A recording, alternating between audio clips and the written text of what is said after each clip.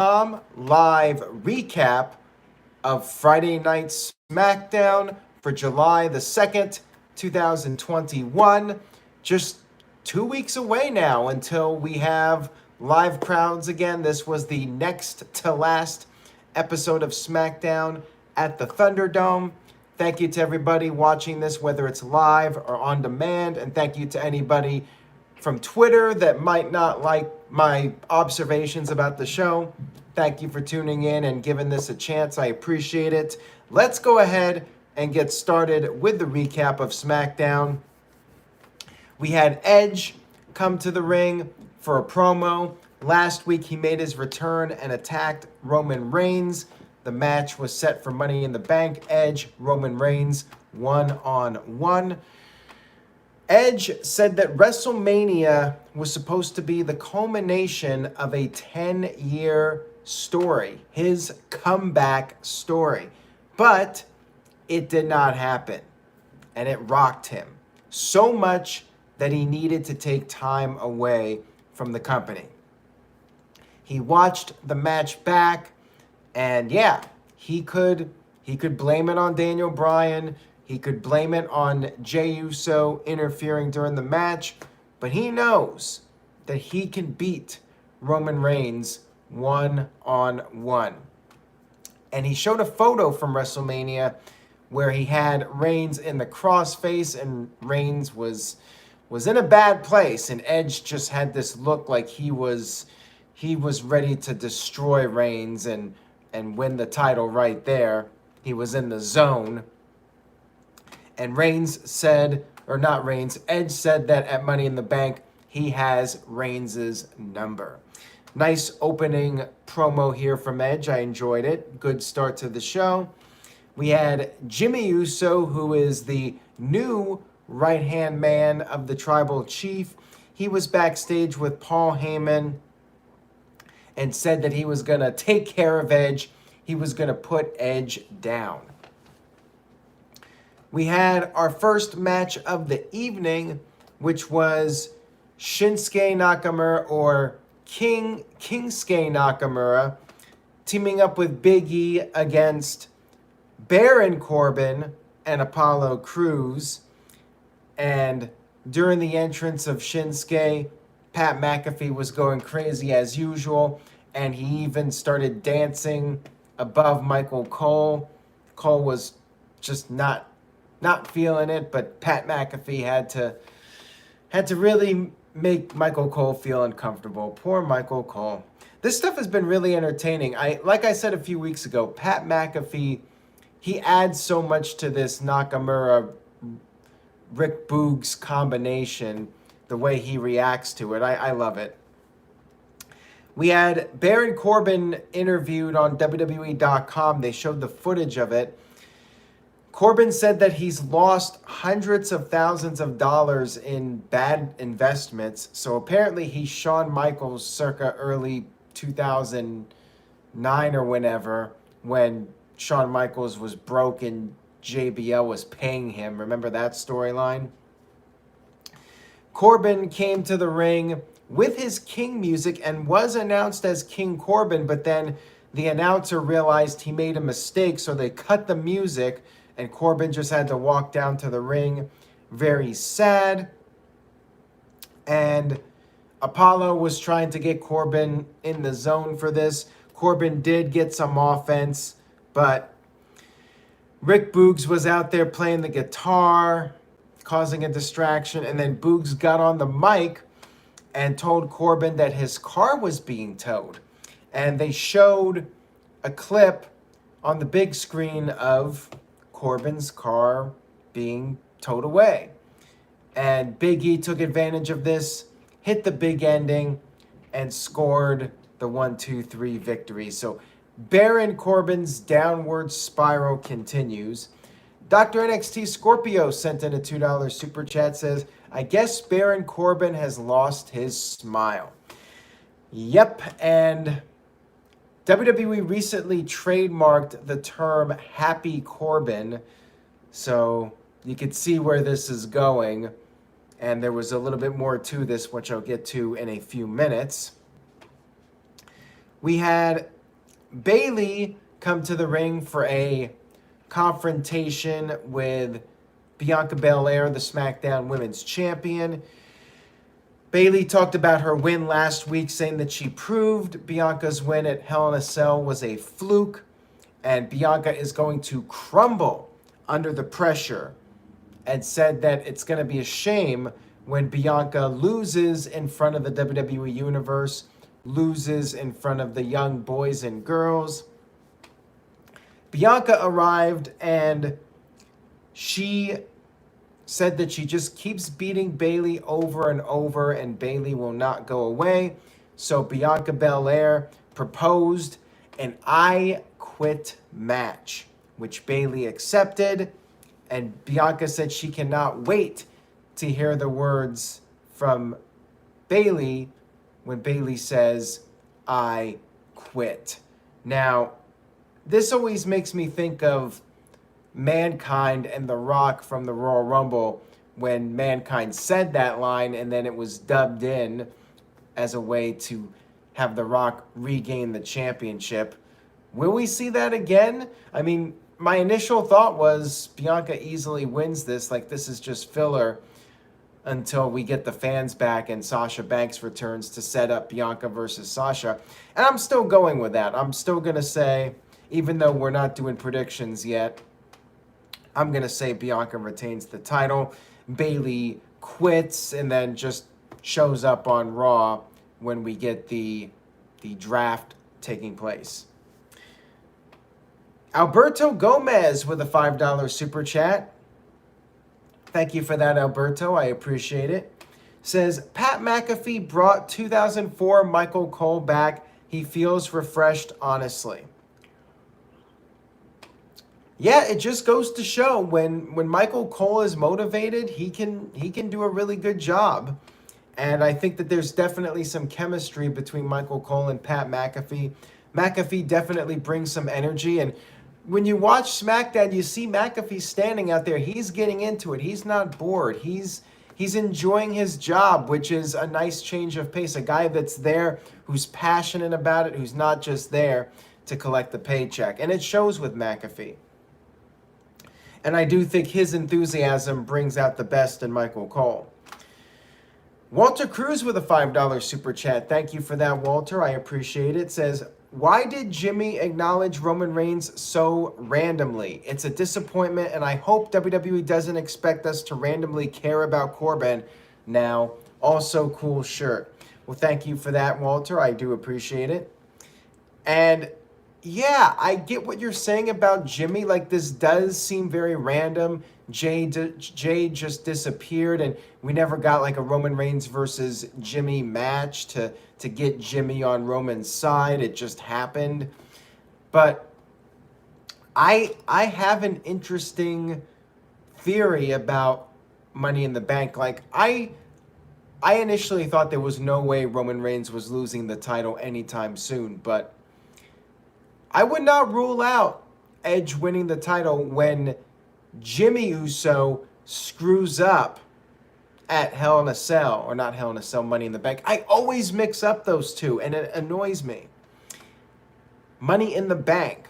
Would not shock me if Jimmy Uso screws up and costs Roman the title, and that creates further friction between Roman Reigns, Jimmy, and Jey Uso. We'll have to see. I'm going to let it play out and see where it goes before judging their decision to have Jimmy Uso all of a sudden being the right-hand man for Roman. We'll see what they do. Let's wait and see where this goes. Curtis Butler says, I guess the Nobody's Bitch shirt did not sell very well. Well, I figured the right-hand man shirt would not sell very well unless somebody wants to publicly proclaim how they take care of themselves. Darren says, Pat McAfee reminds me of Bobby Heenan and Cole is Gorilla Monsoon. Let's not go that far, but I am enjoying them. I do think that they're a solid pairing here on SmackDown. We had Jimmy Uso backstage vowing to call out Edge in the main event segment. And then we had Sami Zayn versus Kevin Owens, last man standing match for a Money in the Bank spot. Hell of a match here from these guys. I would say the best match on Smackdown in quite some time. Best WWE TV match in several months. One of the best of 2021. I mean, these guys just completely tore it up, had a pay-per-view quality match. They fought all over the place, fought by the screens, and Owens hit a swanton off the barricade, but then Owens got slammed onto the announce table, kind of like how Ric Flair would get slammed off the top rope. Owens got slammed off the barricade onto the announce table. Owens did recover after the break, and he set up 2 tables on the outside, and he tried to suplex Sami Zayn over the top to the outside onto the 2 tables, but was unsuccessful. And then you had Owens getting knocked off the top rope, crashing through the 2 tables. So once again, the guy that sets up the tables ends up getting put through the tables. And we had another commercial break. Owens did beat the count just barely. You had Zayn hitting 2 haluva kicks, saying that this is karma, and then hit a third one. However, Owens did roll to the outside of the ring, once again, barely beating the 10 count. They fought back in the ring. Owens hit a pop-up powerbomb, hit the stunner, and Sami Zayn was begging him, and Owens said, "This is karma." He powerbombed Zayn through the announce table, powerbombed Zayn through a regular table, and then a callback to their feud in NXT. Owens powerbombed Zayn on the ring apron, and Zayn did not make the 10 count. Kevin Owens victorious, going on to Money in the Bank. And this should be it. Like, this should be the end of the feud, but would not shock me if these guys keep on wrestling. I feel like several people on Raw and SmackDown could benefit from this I Quit stipulation, so we cannot have these matches and feuds going on seemingly forever. But hey, the fans chant "fan fight forever," and that's what they end up getting. Alberto with a $2 super chat says, "I'm still going with Sasha Banks to win the briefcase." I'm not even sure if she's going to be in the match at this point. There's only a few spots left, and we will get to that here in just a minute as far as the women's Money in the Bank ladder match. Walter Cruz with a $2 super chat, thank you, Walter, says, "KO and Sami Zayn are incapable of having a bad match." I agree with you on that. Those two always deliver in the ring, and they have the history together. You know, it's just natural for those guys when they're in the ring together. And Caleb Jacobs sent in a $3.29 super chat. Thank you, Caleb. I appreciate it. Says, "Been by any Hermiston signs lately?" Not since 2019, Caleb. I hope I can return to Oregon at some point, but the closest I've been is vicariously through Interstate Kyle, who drove through your area pretty recently. We had Sonya Deville. Well, before Sonya, we had Rick Boogs backstage continuing to tease Baron Corbin. And Corbin was just once again very sad and said, "Screw you, man," and he walked away. And again, are we going to see happy Corbin? Is Shinsuke Nakamura going to create something here where Baron Corbin becomes happy Corbin? I don't know. Rick Boogs, are they gonna bring him into the fold? I guess we'll wait and see. I know everybody's just dying of anticipation to see where this goes. And Alberto, in regards to Sasha Banks, says maybe she attacks someone and takes the spot, but I don't know. It's possible, but she really doesn't need it. She can come back and get her rematch. She never got a rematch for the title, so you got that story right there.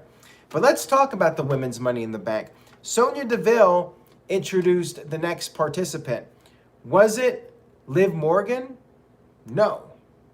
It was Zelina Vega. That's right. Zelina Vega is back in WWE. And this was something that was reported on a couple of months ago, that she was possibly coming back. And she is officially back. Zelina Vega returned, and she's officially part of the Money in the Bank ladder match. Liv Morgan appeared very upset that she has not been added, even though she defeated Carmella the past 2 weeks.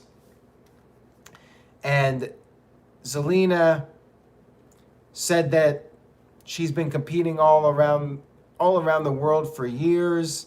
She does deserve it, after Liv said that Zelina doesn't deserve it. Liv brought up how Zelina hasn't even been on Smackdown in 2021.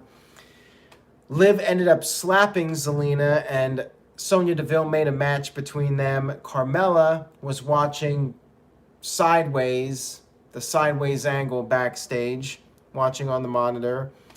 And Zelina Vega tried to cheat using the tights, but Liv reversed the roll-up and grabbed the tights herself and defeated Zelina Vega. Zelina losing her first match back. This was pointless. Like, you have Zelina lose her first match back in a match that really means nothing. I guess they're trying to further this storyline with Liv Morgan, but I still don't understand what Sonya Deville has against Liv Morgan. Like, it hasn't been established. What does Sonya Deville have against her? Like, they haven't really suggested anything. I guess Sonya just feels Liv needs to earn her spot, but what is it going to take? The storyline is kind of ridiculous, and I think they should have just announced Liv last week and had Zelina come out for this week and let that be that, and save Zelina's in-ring return for the pay-per-view, but what do I know? We had Seth Rollins, and by the way, James in the chat thinks Liv Morgan will win Money in the Bank. Darren says nonsense storytelling. Hamp Kano with a $2 super chat. Thank you for that, Hamp. He says, $2 every week that somebody wins with a roll-up. Well, that's pretty much a guaranteed $2 for me every week then. Now, is that $2 per show, or just one if it's on Raw or SmackDown? Alberto with a $2 super chat says, how would you fix Raw if you were in charge? Well, not a good business decision because of the money that it brings in, but I would first and foremost cut the third hour. Like, that's the no-brainer. I would stop doing constant rematches. I would stop doing contract signings. There's a few things I would stop doing. And as far as new things, I would try to not repeat the same thing 2 weeks in a row. That's one thing for sure. I would stop doing promos that get turned into tag team matches, or singles matches that end in a DQ and turn into tag team matches. I'd try to stop using the WWE speak, WWE Universe, and banning certain words. I'd stop scripting promos. There's quite a few things I would do. And that's just getting started. Caleb with a $2 super chat says, what is the point of Zelina coming back? And thank you for that, Caleb. Oh, and by the way, Tic Tat Tat says 24/7 title. Yes, yes, and yes. Zelina Vega coming back. I mean, it is what it is. She comes back, and both sides are happy. You got something going. Simple as that. We had Seth Rollins meeting with Adam Pearce and Sonya Deville backstage. And of course, Seth Rollins very upset about not being in the title match against Roman Reigns. Pearce justified this by justifying the decision for Edge to be in the Money in the Bank title match, saying that Edge deserves the opportunity because of his record and never got a one-on-one match with Roman Reigns after winning the Royal Rumble. And Sonya offered Rollins a chance to qualify for Money in the Bank. So apparently Rollins cannot just get a Money in the Bank match. He has to qualify. One more match with Cesaro, because you gotta just do rematches. And that will take place next week. If Rollins can beat Cesaro, he gets added to Money in the Bank. We had Otis versus Dawkins. And Otis now has in addition to a clean shave, he also cut his hair. And this was basically a squash match. You had Chad Gable getting up on the apron like pretty much immediately, and Dawkins never recovered from that. Otis just beat the crap out of him, hit the big splash, and then did the Vader bomb, scored the win. Showcase match to get over Otis's new heel character. Yeah, I'm not sure I would have done a squash match and why it needed to be Dawkins. Like, if you're going to do a squash match, just get some local enhancement talent. Oh, another thing to fix Raw and probably SmackDown too, how about just bringing back some enhancement matches instead of doing the same matches every week? Bring in some local talent so you could put over your guys without sacrificing your other stars. David McGinnis with a €5 super chat. Thank you, David. I appreciate it. Says, I have heard a rumor that John Cena is coming back at Money in the Bank and is going to win Money in the Bank. I have not heard that rumor. I believe that John Cena's return is imminent, but I do not think he will be in the Money in the Bank ladder match. Walter Cruz with a $2 super chat. Thank you, Walter. Says, release Aleister Black, return his wife. What the hell, WWE? Well, I would not be shocked to see Aleister Black return to WWE. I think that there's a very decent chance of that happening. Same thing with Braun Strowman. I could see them coming back at some point. And Alberto Gomez with a $2 super chat says, so all the big names are coming back after the Money in the Bank pay-per-view? I would say as many big names that are willing to come back, like Brock Lesnar, I would think that there's a decent chance of him coming back. John Cena coming back. They're probably going to try to get The Rock back as soon as possible, as soon as The Rock is able to come back. But yeah, they're going to try to bring back all the big names to get people talking about WWE, get those numbers up. You know, Raw did not do a very good number this week. I think it was like the third all-time lowest number in the history of Raw. It's pretty much back to where it was during the Performance Center period. You know, they did get a bump from moving to the Thunderdome, but then the numbers have just been declining in recent weeks. We had Paul Heyman talking to Jimmy Uso backstage and said that Jimmy needs to go out there and be main event Jimmy. Jimmy came to the ring, called out Edge. Edge showed up and said that the trap is not him getting trapped. Edge thought that maybe this was going to be a trap, but said that he's going to come out there being angry. He's going to be a vindictive son of a bitch. And Jimmy said it was not a trap, but Edge said the trap is actually for Jimmy and not him, Edge. Edge came to the ring. They got into a fight, and Edge pretty much got the best of Jimmy, and he put a submission on. The eyes started popping out again. Jimmy tapped out, and then Edge grabbed the chair. He broke off a piece of the chair and used that piece to put on the crippler crossface, and I guess I should just call it the crossface. And Jimmy tapped out again. Edge had his eyes bulging. You know, they were recreating that WrestleMania shot. And then Edge looked into the camera and said, I don't stop. This was a good ending. I liked it. Roman Reigns, you know, was not a factor on this show.